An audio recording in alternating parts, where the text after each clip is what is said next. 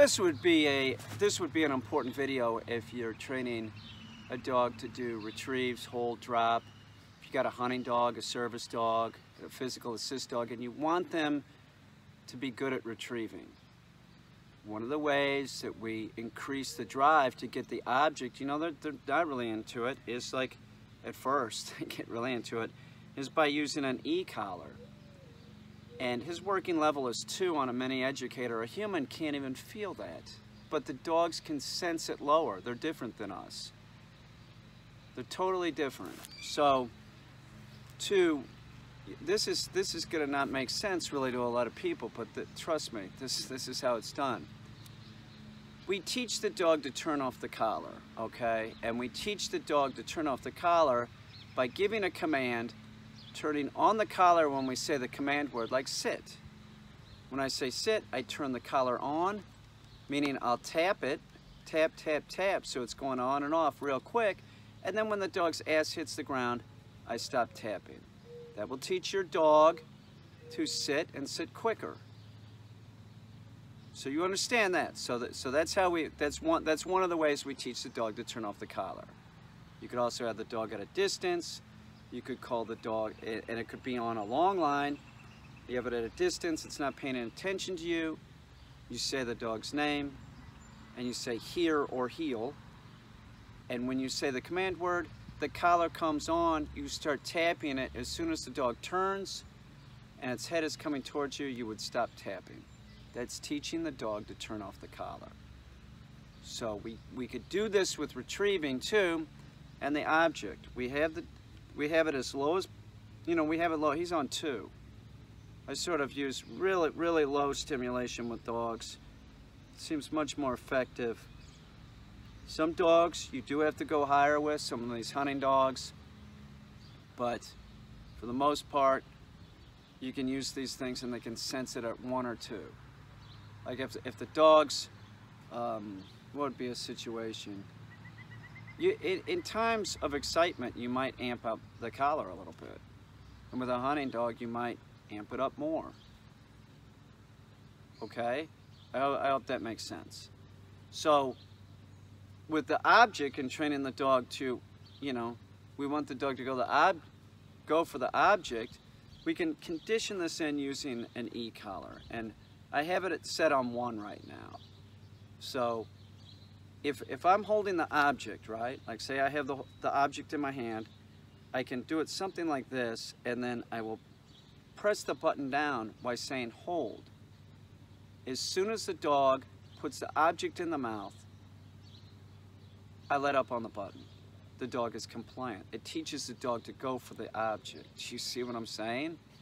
That's what we're doing. We're creating a B.F. Skinner dog. If any purely positive reinforcement trainer tells you that it's science-based dog training, it is not. It is a bastardization of science. Operant conditioning is about both the positive and the negative and the alleviation of both. And that's how it is. So if they're telling you it's science-based, it's not. It's only taking the positive portion. It's absurd. It's absurd. You get a dog that doesn't listen. And they use food. You know, all of them use fucking food, which is just, you know, you're tapping into something you shouldn't be tapping into. You're tapping into the dog's survival. It's too important for the dog. You look like a resource for snacks. I sound like a broken record, but I don't care. It bumps me out. So it's something like this. So you're using the ear pinch too, right? And you have the object. I have the e-collar in my hand. I have my finger on the button. I'll do the ear pinch. I'll say hold. Again. Okay, hold. Good. So right when I said hold, I hit the button once. I didn't even have time. But sometimes, drop. Here, come on, drop. So sometimes I'll do it like this, and I'll be out here, and I'll say hold.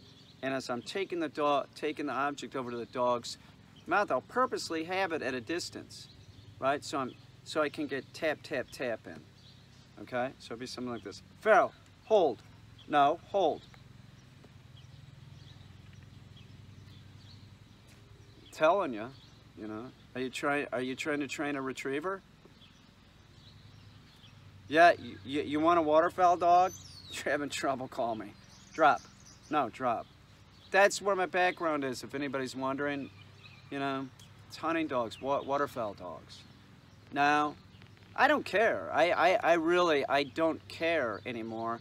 I just like training dogs. I don't really care. You know, anybody could call me with anything. If it's, you know, feasible that your dog learn it, like some kind of physical assist thing, sure, I'll train your dog to do it. The only thing I wouldn't train your dog to do is something that would be unnatural for the animal. And I'm trying to think of what that would be. Somebody asked me once if I could train a cat to hunt truffles, and I said, that's ridiculous. That has nothing to do with the cat's behavior. No, I wouldn't do that, you know? Yeah, a truffle cat. Don't be absurd. You use a pig or a dog. Do you see what I'm saying? So as long as it was like feasible, what would be a thing that dogs do, or somebody might, oh, somebody called me up and they said, will you litter box train my dog? I've turned down a lot of work because of this. I say absolutely not. It's unnatural. I don't want to have anything to do with these people. I get a real attitude when they do that. They call me up and say, will you litter box train my dog? I'm like, no. Go call that idiot in Chicago that does that. I can't even remember that fucker's name. I don't care. There's a lot of dog trainers that'll do this. It's just for money. They don't really care about the dog's general behavior.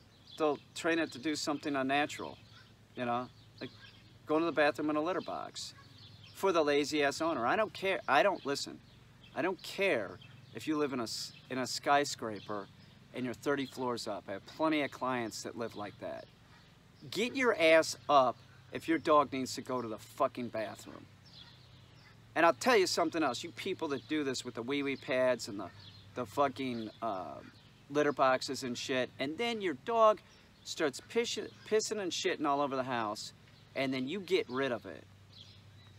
You know, how many little dogs, right, go into animal shelters because they're going to the bathroom in the house because they weren't properly trained, and then the goddamn stupid human is saying that the dog's stupid because I gave it everything it could ever want, meaning they gave it love, but they didn't train it properly. They expect the dog to understand that the wee-wee pad that is scented with a pheromone that smells like shit and piss, right? That smells like shit and piss to the dog, that you're bringing that in the house and you want the dog to shit or piss in the house, and then, you know, the dog starts pissing or shitting all over the house, wherever, it's lifting its leg, wherever in the house, and that they can't figure out what the problem is. You train the dog to go to the bathroom in the house. Don't use those things. They should be taken off the market. They should not be sold, or they should be sold with a warning on them. It says a training aid on many of them. Yeah, to train your dog to shit or piss in the house. It's absolutely horrendous. What are you looking at, little man? You are cute, dude. Let's do this one more time. We're here. So, get it like that. You ready, Pharaoh? Little man? Okay, get ready. Okay, hold. No, hold.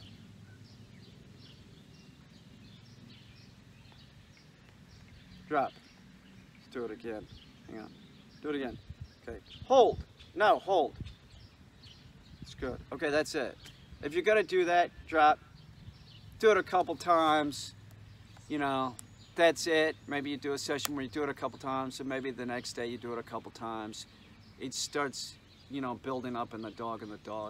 So we're started doing this, and we'll do this for a few more days to make sure that he really gets it. Now, I mean, if I go, hold. That's what we need. You are such a good boy, dude. Drop. No, drop. Hey, drop, mister. That's not a problem. That's another thing. Like if your dog isn't dropping, you got it to retrieve, and then it really isn't dropping properly. You can get it to drop properly by just saying no, drop. And when you say no, attach the vibrate function in. With him, I wouldn't. I'd probably just attach stimulation on 2. I mean, if I hit the stimulation button, you would never know that this dog was being stimulated. Right, Pharaoh? But if I hit the vibration button, you would. Some dogs are sensitive to that. I'm telling you, the stimulation thing is great. People don't get it because there's all this bullshit on the internet about, oh, you're gonna shock your dog. It's not a shock. It's not. It's not. It's unpleasant. This goes to a 1 to 100. So if I use this at 100, it's unpleasant, okay? I'm telling you, but under 15, a human can't even feel it. So I have no problem using this on 1 or 2. They can sense it. Their skin is different than yours, you know? On the same hand, they can sense this lower, but the dogs can go, not this dog, but like my dog, Ike, can go in freezing cold water with ice in it. Water that would kill me, would absolutely kill me, and come out and be fine, just shake off and like, shoot another duck, like that. One last thing, if you're doing this with a bigger dog, say you got a hunting dog, and you want to use the e-collar, and you're using a bigger object, you want to have, sometimes when you're doing this, you want to have both hands, right? So if you have a real problem dog, you might even be doing the stimulation, right? And you have this hand and you're opening up the dog's mouth and making sure it goes in, okay? That'd be like a real problem dog, which is not this guy, okay? So your hands are full. You can only hold so much. You got a big object here. What I do, this is what I do, is I use my toe. I take my shoe off. I place this down on the ground somehow so that it's, it's against something, and then I'll push the button with my toe.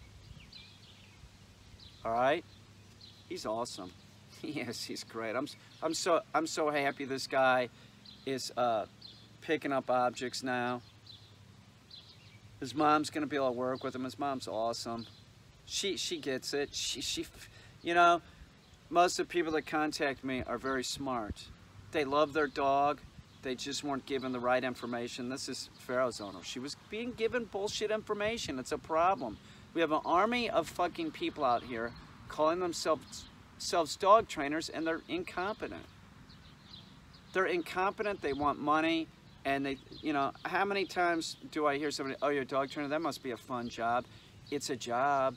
I work, I think a lot of people are like, oh, I'll just go into dog training and it'll be easy or something. No, it's not. Not if you're gonna, put out a product, Not if you're gonna actually get the dog trained. If you want to just call yourself a dog trainer, then, do dog whispering.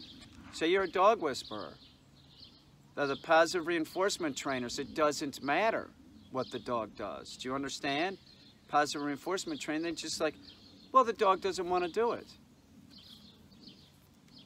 Oh, okay. It's absurd, the shit that they'll tell you. Right, Pharaoh? Pharaoh's fucking great. Look at this guy. He does look a little bit like King Tut. Give him one more time. Pharaoh, hold. Drop. Not real energetic to get it, but like I said, watch over the next 5 days. Watch over the next week. It just increases. The drive increases. The dog gets more comfortable with it. And the e-collar helps to teach the dog this. Right, Pharaoh? He's so awesome. He really is. You're an awesome dude. It's getting cold. It's New York State. I swear to God, it feels like it's like 48 degrees. It's June.